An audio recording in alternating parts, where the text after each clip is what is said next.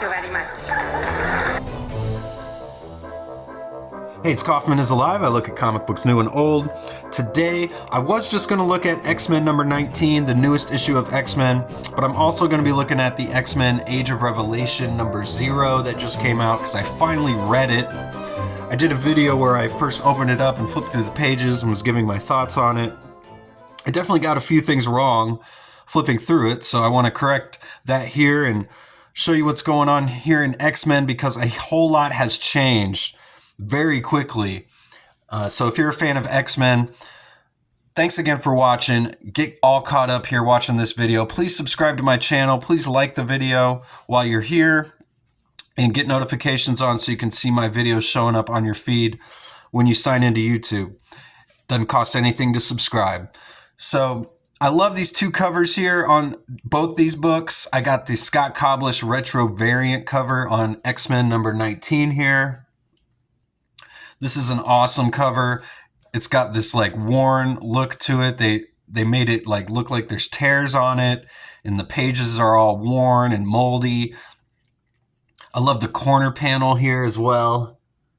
That old school corner panel with the new X-Men team on it. That looks great. And it's got this like silhouette of Doug Ramsey here, who's now known as Revelation. He's gained all of Apocalypse's power. He's become the heir of Apocalypse. And I just love the design of this. All the X-Men get their own panel here. Just looks great. It's got a nice back cover to it as well with the X-Men logo. It says Retro Vision Variant in the spot where the comics code would normally be as well. Just a really great cover.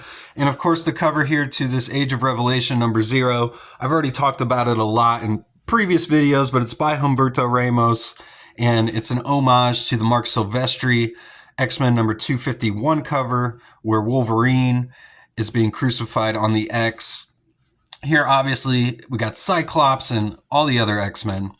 And these two issues go hand in hand, which is why I'm covering them. Issue 19 of X-Men leads directly into this Age of Revelation number 0. So we'll get right into this number 19. It's completely follows Doug Ramsey this entire issue. The X-Men don't even show up at all. It starts out with him having a dream here, or more like a nightmare. And Nitho Diaz is the interior artist on this issue. He draws great hands, and we get that here on this splash page. This is really awesome. It's actually Apocalypse narrating here, saying death can be a passage towards rebirth. He's talking to Doug in his nightmare here. Both these books are written by Jed MacKay. This one's got Sean Parsons doing the inking. We got Ferris Fuentes, Suho doing the colors, and Clayton Cowles doing the letters. And so Doug awakes from his dream. He's in bed with his lover, Bay the Blood Moon, who's an Iraqi mutant. There's this funny scene here where she mentions that she's glad that his hair has grown back because the last time we saw him in the X-Men Era of Apocalypse series, which was also drawn by Nitho Diaz, I think 3 of those 5 issues were, at least, if I remember correctly. But the last time we saw him, he looked a lot like Apocalypse, kind of had Apocalypse's costume on, and he was bald. He didn't have his hair anymore, which is almost kind of Doug's trademark thing, is his haircut, but his blonde hair. So he's got it back here. She mentions that she's glad that he grew his hair back, and she speaks this alien language, and since his mutant power is translating language, only he can understand her. But he says, my hair makes me feel more like me, the heir of Apocalypse and the hair of Apocalypse. And then he's got to explain the joke, and she's not impressed, but it's pretty funny, honestly. I thought it was pretty funny until he had to explain it, and then he just killed it. But then we got Warlock showing up here, and they're basically just enjoying life, trying to come to terms with the fact that Doug now has all these great powers, and he's now known as Revelation. He's got all of Apocalypse's powers, so he can pretty much do whatever he wants. And he wants to continue Apocalypse's mission of survival of the fittest, but he wants to know what that means and how maybe they can alter it and change that up so that, they don't have to necessarily kill anybody. So then Doug says, the first thing Apocalypse said to me after he changed me, rise and meet your first disciples. But he was wrong. He says, you're my family, not my disciples. He says, so we got a purpose. We've got to succeed where Apocalypse never did, take his mission and change it up. Survival of the fittest. What does it mean? He says, I used to hack computers. Now I can hack people, but we have to hack the planet, he says. So you can see where this is all sort of leading now that we know the Age of Revelation is just on the horizon here. So then the plot of this particular issue kind of kicks into play. We've got this Black Ops group known as Zero. They're kind of an offshoot of One, which is the Office of National Emergency, which is a group that's hunting mutants. And they're out here to assassinate Doug Ramsey. They obviously don't want an heir of Apocalypse running around, as they say. But Warlock has these little traps set around their building, and it gets triggered when they're getting closer. So Bay the Blood Moon jumps into action and starts taking out all of the ops. He says, did you really think after everything that humanity would allow an heir to Apocalypse to exist? So he's about to blow his head off here, but then he makes the classic supervillain mistake of explaining everything and who he is and where he came from. There is a pretty great reveal here of him taking off the masks. Those are some great panels.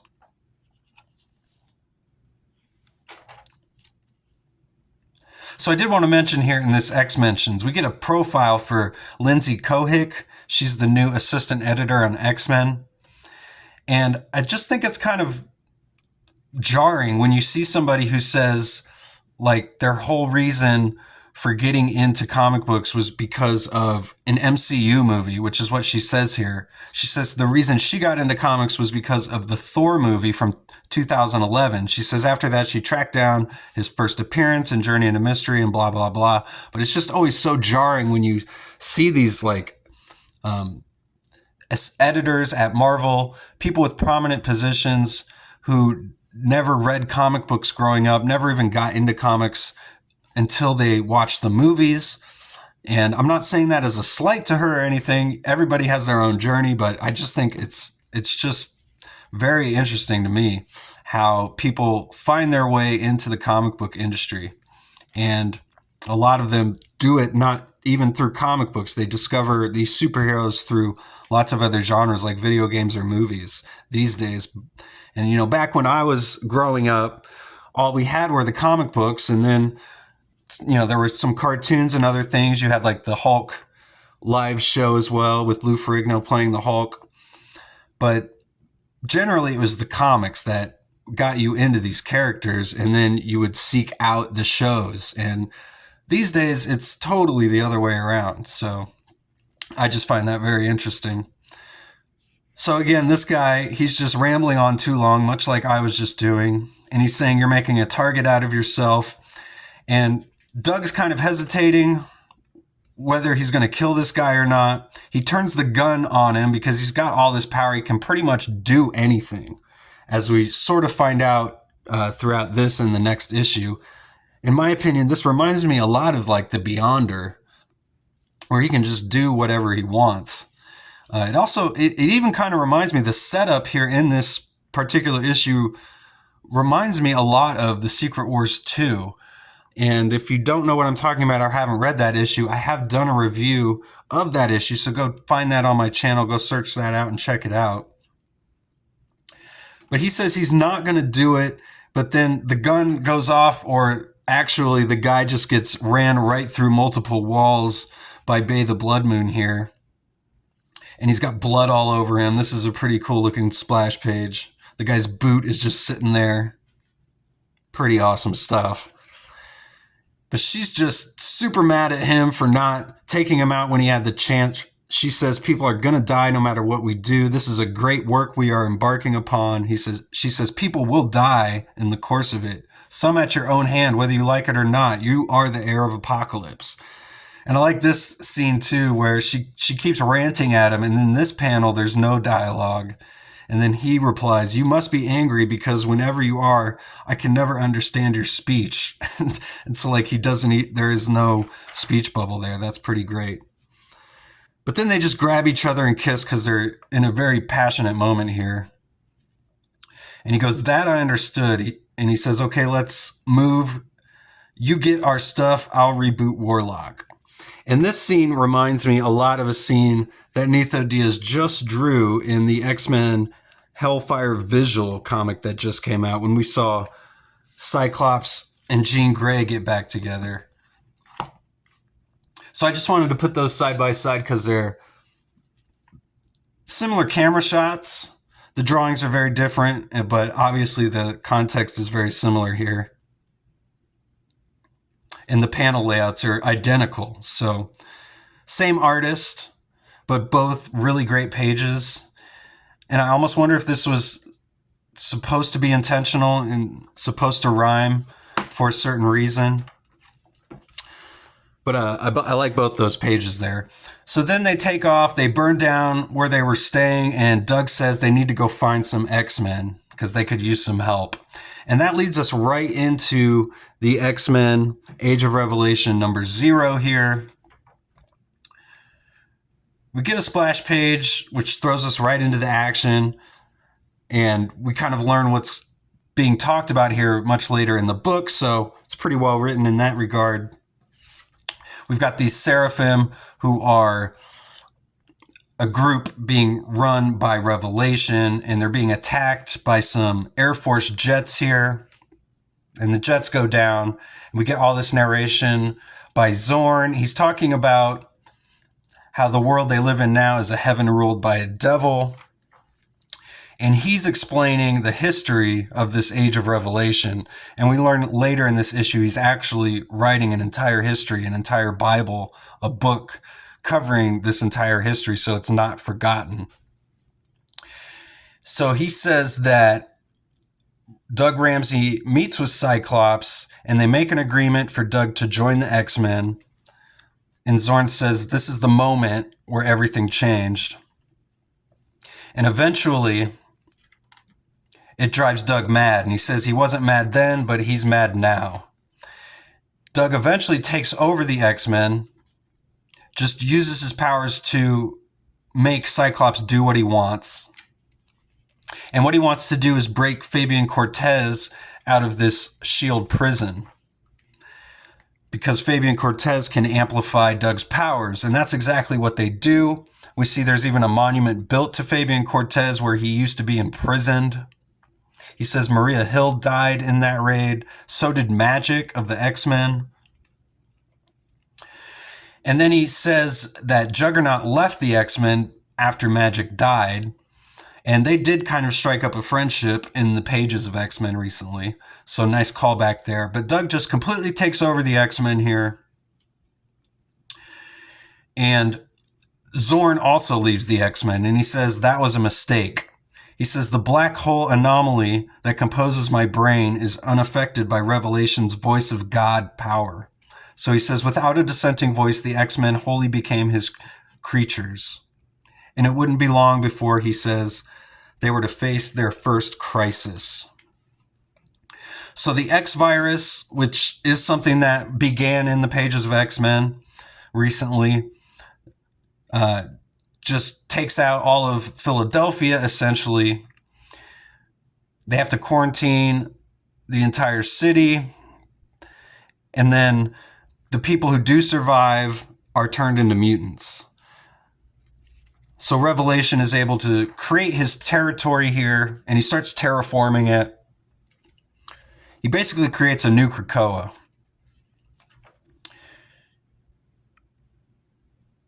And Doug, who in the previous issue too, I didn't even mention this, he's got this shirt on that says Krakoa was for lovers, which is definitely some good foreshadowing. He's the guy who just can't get over Krakoa. He wants it to exist more than anything. So now he's going to turn at least a portion of the United States into this basically a new Krakoa. Now, the government, the United States government, is trying to just take him out. They decide they're just going to nuke him. But using the Vanisher's teleportation powers and Fabian Cortez, they send the nukes back to DC and just nuke DC. And in my previous video, I thought that said the OC crater. I thought he had nuked Orange County, California. But it's DC. It was just the lettering that kind of threw me off. So DC has been completely nuked. Zorn says the United States never fully recovered. He says the terraforming X virus spread. And now we see, this is Revelation in his full getup here. Looks like he's completely shaved his hair off, so I guess maybe a sign that his humanity, whatever was left, is completely gone now. And it says Philadelphia is the seat of his power. The Revelation territories are a loose nation at best, lacking the infrastructure of the old United States. But a nation where every citizen possesses a mutant power makes up for any lack. So it's a society all of mutants, but it's ran by this complete madman. And then he starts to talk about all the different groups that Revelation has enlisted here. The Children of Omega, who are these demented kids who will spy on their parents if they try and dissent. We've got the Seraphim, who are basically, they look like his acolytes, essentially. They enforce his will. And the Seraphim, another biblical reference, along with Revelation, the Seraphim being these angels who had these giant wings who, can protect heaven. So he says, we live in heaven, it's a stolen one. The mutant land raised upon bones of the sapiens dead. He says, if Revelation wasn't mad before, I believe he is now, for we few remaining X-Men have uncovered his greatest lie, and its enormity would drive anyone mad. And then he meets up with the rest of the X-Men here. We've got Magneto, there's Beast, Glob, some of the newer X-Men are here. This is Schwarzschild. He was from the 3K's X-Men. He's there in the background as well. And then Cyclops shows up. They ask if he's got his history book that he's written. He says, yeah, he's got it. Cyclops says, good, we'll need it when his younger self gets here because we'll need to catch him up onto speed.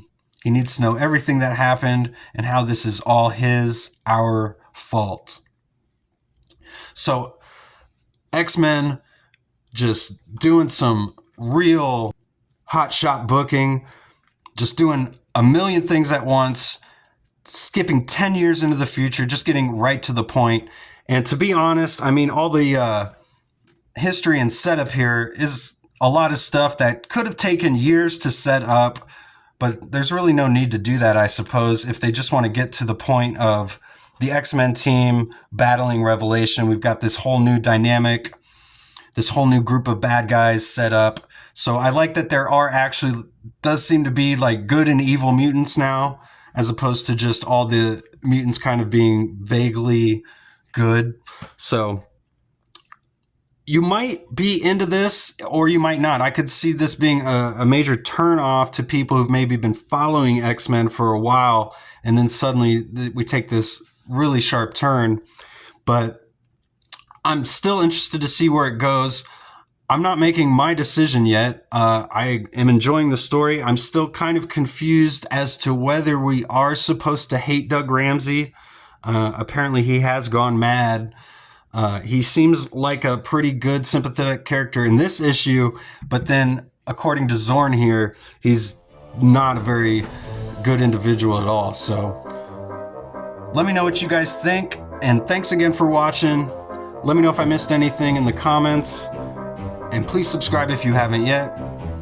Go read comics.